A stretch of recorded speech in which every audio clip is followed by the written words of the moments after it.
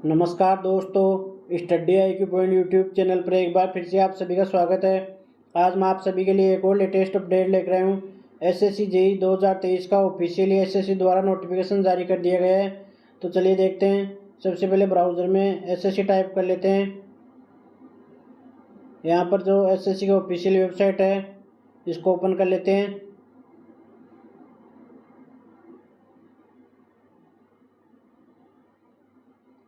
नीचे स्क्रॉल करने के बाद में यहाँ पर आप लेटेस्ट न्यूज़ में देख सकते हो, ये आज ही का नोटिफिकेशन है।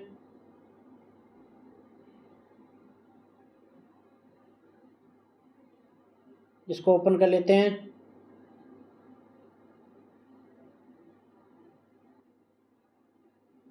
तो यहाँ पर आप देख सकते हो, यहाँ पर जो फॉर्म की डेट है, तो ऑनलाइन जो एप्लीकेशन की डेट है वो 26 जुलाई से 16 अगस्त तक है।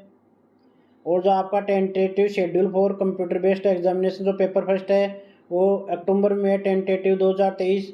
उसके बाद में देखते हैं, यहाँ पर ये बॉर्डर रोड ऑर्गेनाइजेशन है। इसमें आपकी जो एजुकेशनल क्वालिफिकेशन है, डिग्री इन सिविल इंजीनियरिंग या 3 year diploma in civil engineering from a recognised university और institute board, 2 year working experience in planning execution maintenance of civil engineering works. तो यहाँ पर जिनके पास डिग्री इन सिविल इंजीनियरिंग है उनको तो कोई एक्सपीरियंस रिक्वायर्ड नहीं है, लेकिन डिप्लोमा वालों के लिए यहाँ पर 2 ईयर का एक्सपीरियंस रिक्वायर्ड है। और जो अपर एज लिमिट है वो भी आप देख सकते हो, 30 ईयर है। उसके बाद में ये CPWD के लिए, तो CPWD के लिए यहाँ पर डिप्लोमा और जो डिग्री है दोनों अलाउ है। यहाँ पर जो अपर एज है वो 32 है। उसके बाद में देख लीजिए सेंट्रल वाटर कमीशन, इसके लिए भी यहाँ पर एजुकेशनल क्वालिफिकेशन और अपर एज लिमिट देख सकते हो। उसके बाद में department of water resources river development Ganga reservation Brahmaputra board. उसके बाद में फरक्का बैराज के लिए। उसके बाद में MES के लिए, तो MES में भी डिप्लोमा के लिए 2 ईयर का एक्सपीरियंस रिक्वायर्ड है। उसके बाद में ministry of port shipping waterways Andaman Lakshadweep harbour works के लिए देख लीजिए यहाँ पर बाद। उसके बाद में NTRO के लिए। तो ये था आपके टोटल जो एजुकेशनल क्वालिफिकेशन पोस्ट के लिए और अपर एज लिमिट है। उसके बाद में यहाँ पर जो वैकेंसी है टेंटेटिव वैकेंसी की डिटेल है।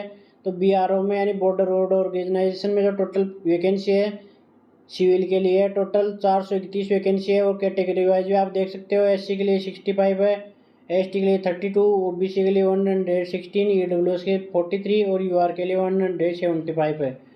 उसके बाद में देख सकते हो आप BRO में इलेक्ट्रिकल मैकेनिकल की है। उसके बाद में CPWD में बात करें सिविल के लिए तो टोटल 421 वैकेंसी है। उसके बाद में सेंट्रल वाटर कमीशन में सिविल के लिए 188 वैकेंसी है। उसके बाद में फरक्का बैराज में भी सिविल के लिए 15 वैकेंसी है। मिलिट्री MES में सिविल के लिए 29 वैकेंसी है। तो यहाँ पर जो टोटल वैकेंसी है वो 1324 वैकेंसी है। उसके बाद में यहाँ पर जो पॉइंट नंबर 5.3 है इसमें लिखा है कि only male candidates are eligible for post of junior engineer in border road organisation, यानी BRO में ओनली मेल कैंडिडेट हैं वो अप्लाई कर सकते हैं। उसके बाद में अपर एज में रिलैक्सन है कैटेगरी वाइज, यहाँ पर देख सकते हो आप अपनी कैटेगरी वाइज।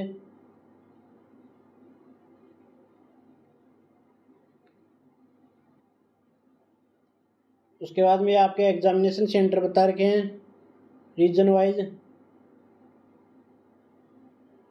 यहाँ पर जो सीम ऑफ एग्जामिनेशन है, the computer based examination will be conducted in 2 papers as indicated below. जो पेपर फर्स्ट है और पेपर सेकंड है। तो पेपर फर्स्ट जो कंप्यूटर बेस्ड एग्जामिनेशन होगा इसमें जनरल इंटेलिजेंस और रीजनिंग है 50 question 50 marks, general awareness 50 question 50 marks. और जो आपका टेक्निकल वाला पार्ट है सिविल इलेक्ट्रिकल और मैकेनिकल के लिए 100 क्वेश्चन 100 मार्क्स, यानी 200 क्वेश्चन होंगे और 200 मार्क्स से होंगे। और टाइम आपका 2 आवर है।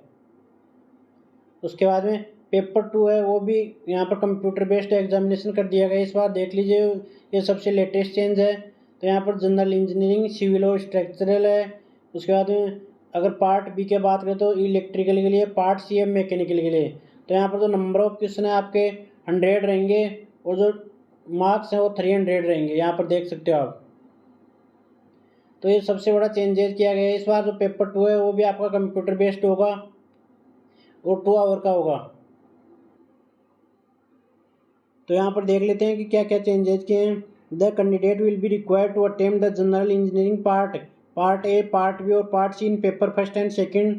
तो यहाँ पर बताया कि जो भी कैंडिडेट पार्ट ए है वो सिविल के लिए, पार्ट बी है इलेक्ट्रिकल के लिए और पार्ट सी है मैकेनिकल के लिए, which has been selected by them on the basis of their educational qualification in the online application. In other words, the candidates appearing for the post of junior engineer civil are required to attempt paper A civil and structure or paper first and paper second, and the candidate for appearing post of junior engineer electrical are required to attempt paper B electrical, and the candidates are appear for the post of junior engineer mechanical are required to attempt part C mechanical of paper 1 and paper second, failing which their candidate will be rejected. The paper first and paper second will be consist of objective type multiple choice question only. The question will be said both in Hindi और English. जो आपके दोनों paper हैं यानी paper first और paper second दोनों ही objective type होंगे, MCQ based. यानी जो पहले पेपर सेकंड होता था वो डिस्क्रिप्टिव का होता था, वो इस बार चेंजेस कर दिया गया है, वो भी आपका एमसीक्यू टाइप यानी जो ऑब्जेक्टिव टाइप ही होगा। Question in both papers will be objective multiple choice type question will be set in Hindi and English in part first, second and third of paper first and paper second. There will be negative marking equal to 1/3 of the mark allotted to the question for each wrong answer in paper first and paper second. तो यहाँ पर जो आपका negative marking है इसमें बहुत बड़ा changes किया गया है। आपका जो नेगेटिव मार्किंग है 1/3 रखा जाएगा पेपर फर्स्ट और पेपर सेकंड दोनों में। Candidate are therefore advised to keep this in mind while answering the question. Candidate are allowed to bring their own slide rule, calculator, logarithm table and steam table for paper second only. They are not allowed in for using such aids for paper first. उसके बाद देखते हैं। तो यहाँ पर देख लीजिए mode of selection क्या रहेगा। मिनिमम जो qualifying marks in paper first and paper second है यूआर के लिए 30% है, ओबीसी ईडब्ल्यूएस के लिए 25%, ऑल अदर कैटेगरीज के लिए 20%। ये तो मिनिमम मार्क्स हैं। उसके बाद में based on the normalised marks scored in paper first computer based examination, candidate will be shortlisted category wise to appear in paper second. The commission shall have the discretion to the normalize the marks of paper second if the paper second is conducted in multiple shift and fix different cutoff marks in each part of paper first and also in paper second, taking into consideration among others category wise vacancy and category wise number of candidates. Final selection and allocation of organization office will be made on the basis of performance of candidate in paper first and paper second and the preference of organization offices exercised by them. तो यहाँ पर जो final selection होगा वो आपका paper first और paper second दोनों के मार्क्स के बेस पर होगा। तो यहाँ पर ये जो चेंजेज हैं यहाँ पर देख सकते हो। इस बार जो मेंस था वो पहले डिस्क्रिप्टिव होता था, उसको भी सीबीटी बेस कर दिया गया है।